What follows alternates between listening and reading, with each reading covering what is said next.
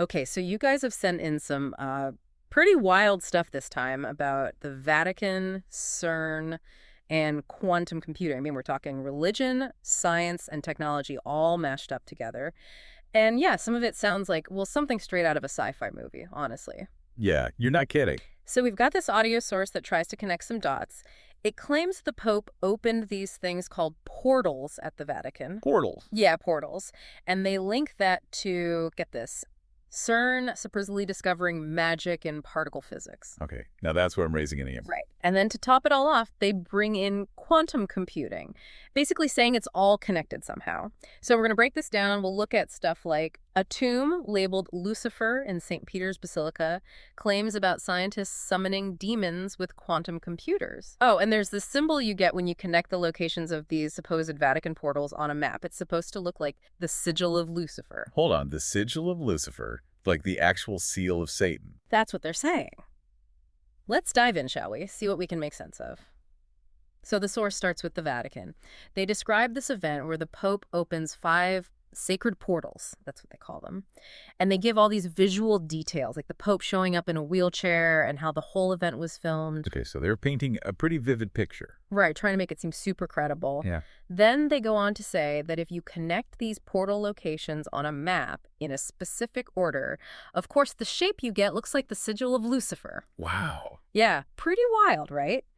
And they also point out this thing at St. Peter's Basilica, the Barberini family's coat of arms, which has 3 Bs on it. They connect this to the number 666, the beast from Revelation 13.18, because both Bs and hexagons have 6 sides.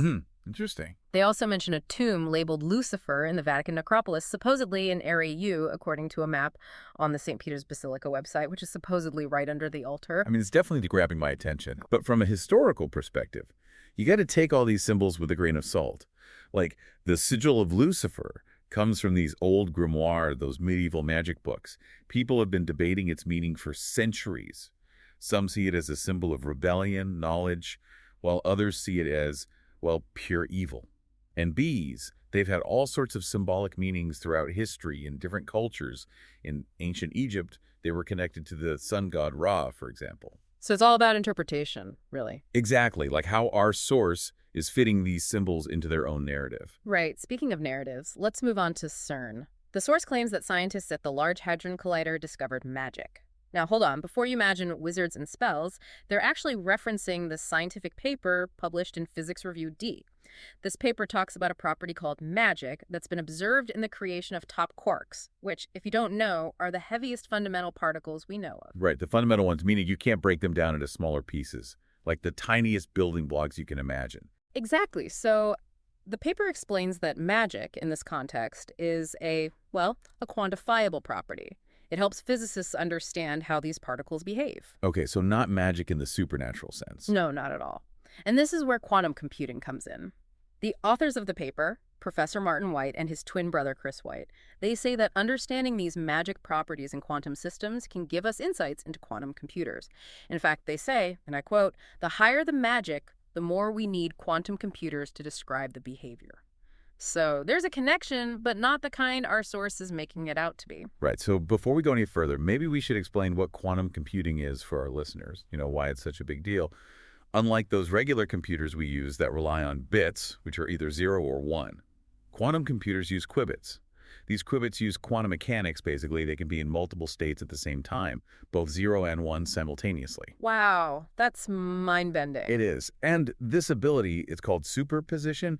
It lets them do calculations way, way faster than regular computers. It's like exponentially faster. So it's a game changer. Absolutely. It could revolutionize all sorts of fields, like medicine, materials science, even artificial intelligence. Okay, so now that we've got that down, let's hear what our source has to say directly. They've included some audio clips from various talks and interviews that try to connect CERN, quantum computing, and this whole summoning demons idea. They even compare quantum computers to altars to an alien god. I'm not kidding. Let's listen in. So it's pretty wild how these ideas about the Vatican, CERN, and quantum computing all seem to be, intertwined in this narrative. Yeah, it is, isn't it? It's like they're trying to create this, I don't know, this grand unified theory of conspiracy or something. Well, the human mind, it loves to make connections, find patterns, Right. even if those patterns aren't really there. And that's kind of what makes this whole thing so interesting, right? It's like this mix of science and spirituality and a bit of mystery. It grabs your attention. For sure. So let's dig a little deeper into this whole magic thing being a measurable property in particle physics. Like our source is interpreting it as proof of a spiritual realm. But what does it actually mean, from a scientific perspective? Well, remember how we mentioned that term magic is being used in a very specific way in that Physics Review D paper? Right. It's not about, casting spells or anything like that. Okay, good, because I was starting to picture like Gandalf at CERN. No, it's more of a mathematical tool. Our tool. Yeah, a way of quantifying certain properties of quantum systems. Okay, so how does that work? So, to put it simply, magic in this context refers to how difficult it is for a classical computer to simulate the behavior of a quantum system. I see. The higher the magic value, the more complex and challenging the simulation becomes. So it's not about actual magic, like, pulling a rabbit out of a hat, but more about how complex these quantum systems are. Exactly. Okay, so magic in physics is more like a measure of complexity. Yeah, you could say that. And it's interesting because even within the scientific community, there's still a lot of debate about, like, the interpretation of quantum mechanics, right? Oh, absolutely. There are all these different interpretations. Yeah, and each one has its own implications for our understanding of reality. So it's like, we're still figuring all this stuff out. Pretty much. And if even the scientists are still debating this, Yeah. I can see why there's room for all sorts of speculation and interpretation. Right, especially when you consider pre-existing beliefs about, spirituality and the unknown. Exactly. It's like we're trying to make sense of this new information through these old lenses. It's like trying to fit a square peg into a round hole sometimes. Yeah, I get that. Our source seems particularly fixated on this idea of CERN opening portals to other dimensions and, like, summoning demonic entities. Right, I remember that. They even played this clip where someone was claiming that, like, CERN's Large Hadron Collider is basically the same machine as the one from Stranger Things. How? The one that opens the gate to the Upside Down. Okay, no, that's taking things a bit too far, don't you think? Right, but it just goes to show how pop culture can sometimes influence our understanding of science. For sure, it blurs the lines between fiction and reality. Yeah, and sometimes it makes for some pretty wild theories. Definitely. But what about the claims of scientists summoning demons through quantum computing? Like, is there any scientific basis for that at all? Not that I'm aware of. Okay. Again, it seems like a mix of scientific terminology with those, pre-existing beliefs about the supernatural. Right. The idea of summoning demons or spirits, that's been around for centuries. Yeah. Often associated with rituals, specific symbols, incantations. And sometimes even sacrifices, right. Exactly. But our source is basically suggesting that these ancient practices are now being, like, replicated through modern technology, with quantum computers acting as some kind of high-tech connection to the spiritual realm. I mean, it's a compelling narrative, for sure. It weaves together these elements of science, religion, even conspiracy theories. Yeah. It's like a recipe for a good thriller novel. Or a late-night internet rabbit hole. Exactly. But what about, like, the rest of us? Yeah. Those of us who are trying to understand this information without resorting to, supernatural explanations. Well, that's where critical thinking comes in. Okay, so how do we apply critical thinking to these claims about CERN, quantum computing, and demon summoning? Well, first, we got to consider the source. Right. Who's making these claims? Right. What are their credentials? What might their biases be? Good point, because in this case, our source is clearly invested in this idea of, like, a spiritual war being waged through technology. Right. They're seeing connections and patterns that support their beliefs.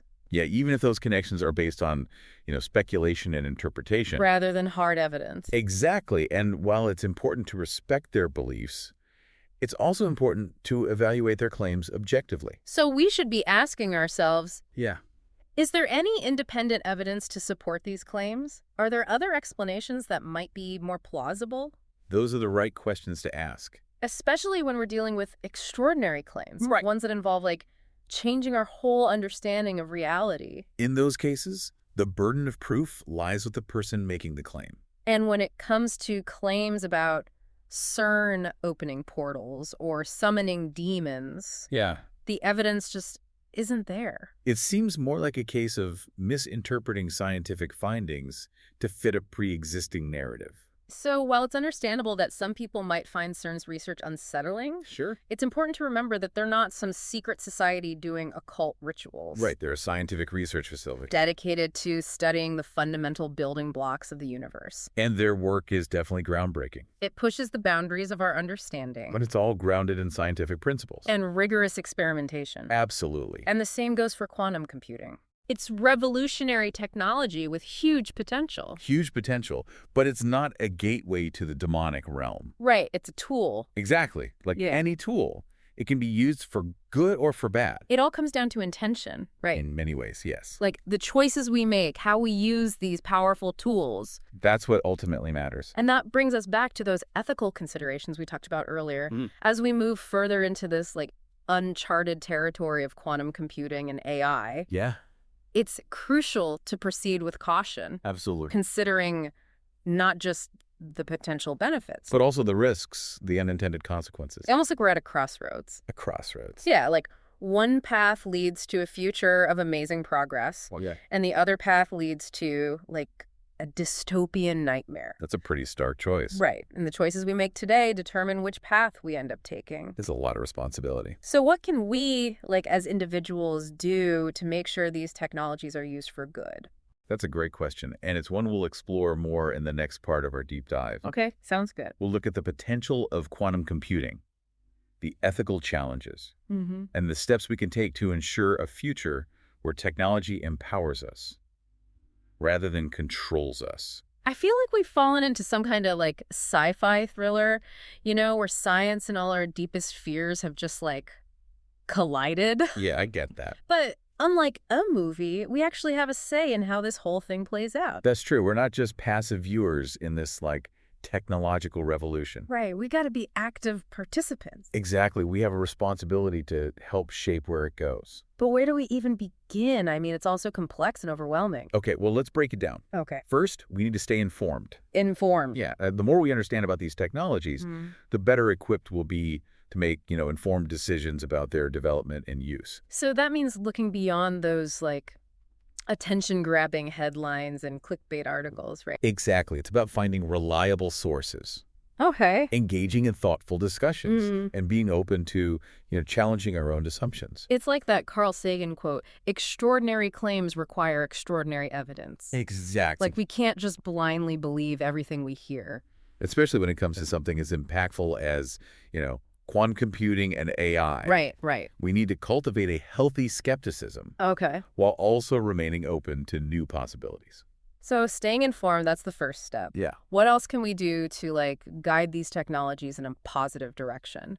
Well, we can support ethical development and regulation. Ethical development and regulation. That means advocating for policies that prioritize, transparency, accountability, and human well-being. I'm picturing international agreements on the ethical use of AI, guidelines for responsible quantum computing development, maybe even independent oversight committees to make sure these technologies are being used for good. Those are all great examples. Yeah. It's about creating a framework. A framework. Yeah, one that encourages innovation while also protecting against potential harm. Sounds like a tricky balancing act.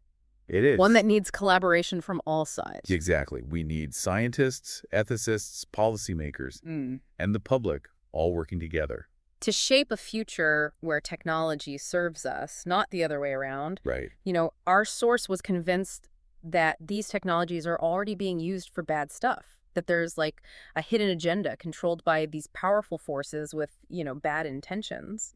It's important to approach those claims with a critical eye. Okay. While there have been cases of technology being misused, it's important to distinguish between isolated incidents and a grand conspiracy. Yeah. Attributing everything negative to a sinister agenda, it can lead to fear-mongering. Right. And it can hinder productive conversation. It's like that saying, technology is a tool, not a solution. Exactly. It all depends on who's using it. And for what purpose. Right. So it's not just about staying informed, it's about getting involved. Yes. Making our voices heard. Absolutely. Demanding that these technologies are developed and used ethically.